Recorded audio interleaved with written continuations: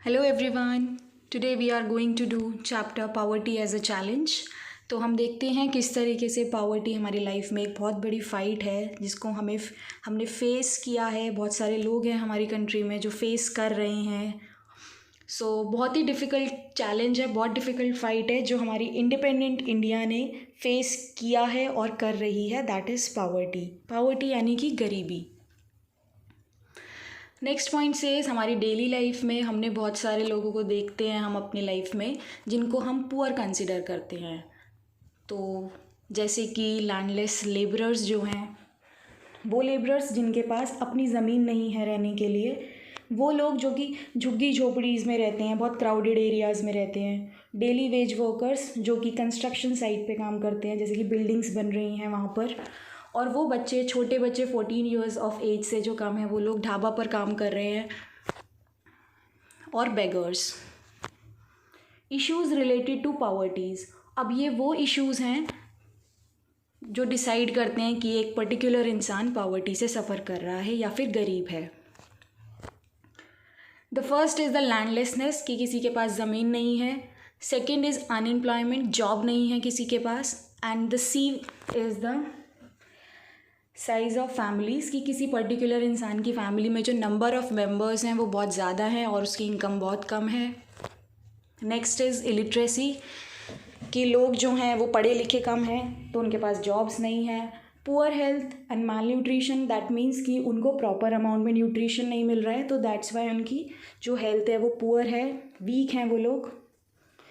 Child labour, यानी कि जो 14 ईयर्स ऑफ एज से बच्चे कम हैं वो लोग काम कर रहे हैं अपनी और अपनी फैमिली मेम्बर्स की बेसिक नीड्स को फुलफ़िल करने के लिए। नेक्स्ट इज़ द हेल्पलेसनेस, यानी कि इस पावर्टी को सफ़र करते हुए भी वो कुछ नहीं कर पा रहे हैं। That is the helplessness. Poverty means hunger. Hunger means एक नीड है। नीड यानी कि फूड की, क्लोथ्स की, सेफ ड्रिंकिंग वाटर की। तो वो लोग पावर्टी में से सफ़र करते हुए दिखते हैं हमको। And the next is lack of shelter, कि उनके पास घर नहीं है रहने के लिए, तो उन लोगों को कंसिडर किया जाता है that they are suffering from the poverty. Next is ये वो सिचुएशन है जिसमें जो पेरेंट्स हैं वो अपने बच्चों को स्कूल नहीं भेज पाते हैं और अपना मेडिकल ट्रीटमेंट भी अफोर्ड नहीं कर पाते हैं। उनके पास क्लीन वाटर नहीं है पीने के लिए, सैनिटेशन फैसिलिटीज़ नहीं है उनके पास, और रेगुलर जॉब्स भी नहीं है उनके पास। द नेक्स्ट इज़ जो लोग हैं पब्लिक में, पब्लिक है उनको सही से ट्रीट नहीं करती है, मिसबिहेव करती है उन लोगों को जो कि पुअर होते हैं। The next is poverty seen by social scientist. वो साइंटिस्ट जो लोग सोसाइटी की स्टडी करते हैं, तो वो लोग पॉवर्टी को किस तरीके से देखते हैं। तो बेसिकली क्या शो करता है कि किसी की इनकम कितनी है और उस इनकम से वो कितनी क्या क्या चीज़ें कंज्यूम कर रहा है, कितनी कंज्यूम कर रहा है, वो शो करती थी कि एक इंसान पुअर है या फिर रिच है। लेकिन जो आजकल के इंडिकेटर्स हैं वो है illiteracy level, lack of nutrition, यानी कि एक इंसान के पास मतलब उसको एजुकेशन नहीं मिल रही है तो वो पुअर कंसिडर किया जाएगा। उसको न्यूट्रिशन नहीं मिल रहा है तो वो पुअर कंसिडर किया जाएगा। Next is the social exclusion.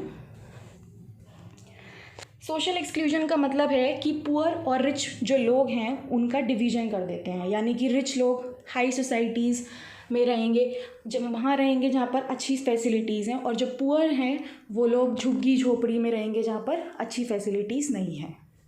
ठीक है, तो it is a process through which individual और groups are excluded from facilities. तो सारी फैसिलिटीज़, अपॉर्चुनिटीज़ रिच को मिलती हैं, वहाँ पर पुअर को कुछ भी नहीं मिलता। Next we are having the meaning of vulnerability. Vulnerability का मतलब है कि वो लोग जो पुअर हैं और फ्यूचर में भी पूरी प्रोबेबिलिटी है, पूरे चांसेस हैं कि वो लोग आने वाले समय में भी पुअर ही रहेंगे। ठीक है, इसमें बैकवर्ड कास्ट आ जाती है, इसमें वो लोग आ जाते हैं जो कि फिज़िकल हैंडीकैप्ड पर्सनस हैं और विडोज़ हैं, तो वो सब आ जाते हैं वल्नरेबिलिटी में। Next we are having poverty line. Poverty line एक ऐसा स्टैंडर्ड लाइन है जिससे मेजर करके पता लगाया जा सकता है कि एक इंसान रिच है या फिर पुअर है।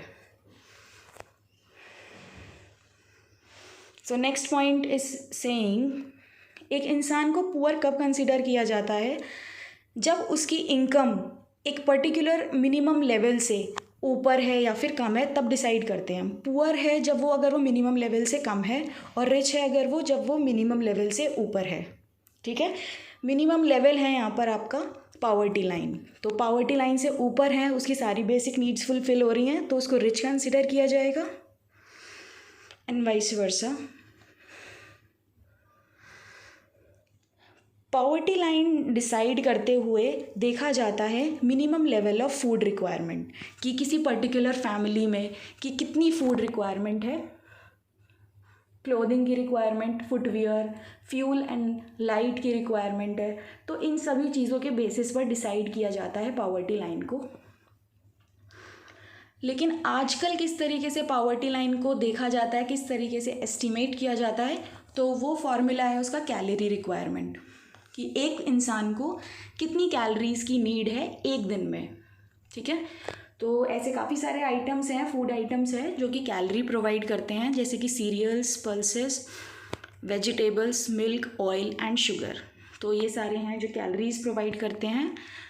कितनी कैलोरीज लेनी है एक इंसान को, वो डिपेंड करता है उसकी एज पर, जेंडर यानी कि मेल है वो या फिर फीमेल है, और टाइप ऑफ अ वर्क, किस तरीके का वो काम करता है, कि ज़्यादा फिजिकली काम कर रहा है, ठीक है, या फिर बैठे बैठे काम कर रहा है। तो डिपेंड करता है कि कितनी कैलोरीज की उसको ज़रूरत है। तो एवरेजली अगर हम देखें कि कितनी कैलोरीज की ज़रूरत है इन इंडिया, तो रूरल एरियाज़ यानी कि गांव वाले एरियाज़ में एक इंसान को 2400 कैलोरीज की ज़रूरत होती है एक दिन में, और अर्बन एरियाज़ यानी कि शहरी एरियाज़ में 2100 कैलोरीज चाहिए होती हैं एक इंसान को एक दिन में। Okay, the next point says जो लोग रूरल एरियाज़ में रहते हैं वो लोग ज़्यादा फिजिकल काम करते हैं, मतलब ज़्यादा मेहनत वाला काम करते हैं, जिसकी वजह से उनको ज़्यादा कैलोरीज चाहिए होती हैं as compare to urban areas. ठीक है, and the next point says the poverty line कौन बनाता है, देखते हैं हम इसको, और वो कितने कितने पीरियड में बनती है। तो क्या मतलब कि बेसिकली 5-5 साल के गैप में बनती है पॉवर्टी लाइन, जो कि सर्वेस जो कंडक्ट किए जाते हैं गवर्नमेंट के थ्रू, एक ऑर्गेनाइजेशन के थ्रू जिसका नाम है नेशनल सैम्पल सर्वे ऑर्गेनाइजेशन, NSSO। तो यही बनाती है पॉवर्टी लाइन, सर्वेस कंडक्ट करके नॉर्मली एवरी 5 ईयर्स, 5-5 साल के पीरियड में। अब पूरे ग्लोबल लेवल पे अगर हम बात करें, वर्ल्ड लेवल की जो पॉवर्टी है वो मेजर करता है हमारा वर्ल्ड बैंक। ठीक है, कि हर कंट्री में देखते हैं कि कौन पॉवर्टी से ज़्यादा सफ़र कर रहा है और कौन पॉवर्टी से कम सफ़र कर रहा है। Next we are having the inequality of income within family. अब देखते हैं कि किस तरीके से बायसनेस होती है, भेदभाव होता है फैमिली के अंदर ही इनकम को लेके। इन पुअर फैमिलीज़, जो गरीब फैमिलीज़ हैं, उसमें जो ओल्ड पीपल हैं, विमेन हैं, फीमेल चिल्ड्रन, छोटी बच्चियां हैं, उनको मतलब कि ज़्यादा एक्सेस नहीं दिया जाता है। जो भी रिसोर्सेज आ रही हैं उनके घर में, चाहे वो खाना है, चाहे वो मतलब कि कपड़े हैं, उनके क्लोथ्स हैं, तो उनको ज़्यादा प्रेफरेंस नहीं दी जाती है, क्योंकि देखा जाता है कि ये फीमेल चिल्ड्रन पर्टिकुलर टाइम पर चली जाएंगी शादी करके, तो इसीलिए उनको ज़्यादा रिसोर्सेज नहीं दिए जाते हैं। तो इन्हीं लोगों को, ओल्ड पीपल को, विमेन, फीमेल चिल्ड्रन को सबसे ज़्यादा पुअरेस्ट कहा गया है mainly. Next we are having interstate disparities. Interstate disparities का मतलब है वो नंबर ऑफ पुअर पीपल्स, वो प्रोपोर्शन पुअर लोगों का जो कि is not same in every states. मतलब कि एक स्टेट में ज़्यादा गरीब लोग हैं, ज़्यादा गरीबी है, और दूसरी स्टेट में कम गरीबी है। तो ये सब कुछ डिफरेंट रहता है स्टेट वाइज भी।